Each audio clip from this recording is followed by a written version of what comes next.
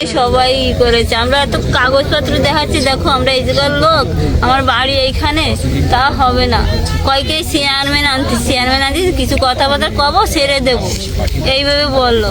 তারপরে দেখলাম এই সাররা গেছে। আমার আব্বু আছে, আমার ভাই আছে, আমার মা আছে, আর আমার একটা দিদি আছে। হ্যাঁ, আমরা ইন্ডিয়া স্কুলে পড়তাম। আমরা চাই আমাদের দেশের বাড়ি আমাদেরকে পাঠিয়ে দিই। এত বৃষ্টিতে আমরা নিজেই ঘরের মধ্যে বর্তমান ভয় পাচ্ছি। ছোট ছোট বাচ্চা এরা কোনো দেশে মনে করেন নিতে চায় না, খোলা আকাশের মধ্যে আছে, বৃষ্টির মধ্যে। মোটামুটি 24 ঘন্টা পার হয়ে গেছে। দুই সীমানার মাঝখানে উপস্থিত করেছে দুই দিকে বিএসএফ এবং বিডিআর। এখানে আছে 10 জনের ভিতরে একজন অনেক মুরব্বী মানুষ, সে অসুস্থতা, এবং 2টি ছোট ছোট বাচ্চা আছে। এমনও বৃষ্টিপাত এবং বজ্রপাত হইতেছে, আমরা ঘরে থাকতে পারি না। তারা দুই দেশের মাঝখানে, দুই বিজিবি এবং বিডিআর এর মাঝখানে পড়ে আছে।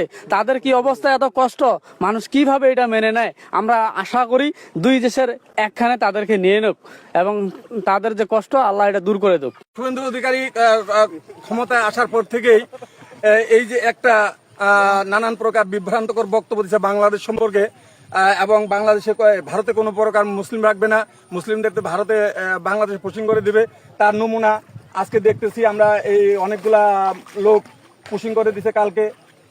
24 ঘন্টা থেকে আপনার বোর্ডারে পড়ে আছে লোকগুলো, খাবার নাই, পচা পানি খাচ্ছে।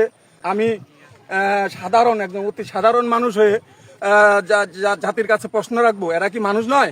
যদি মানুষ হয়ে থাকে, এর একটা প্রয়োজনীয় ব্যবস্থা নেওয়ার জন্য আমি আহ্বান করব।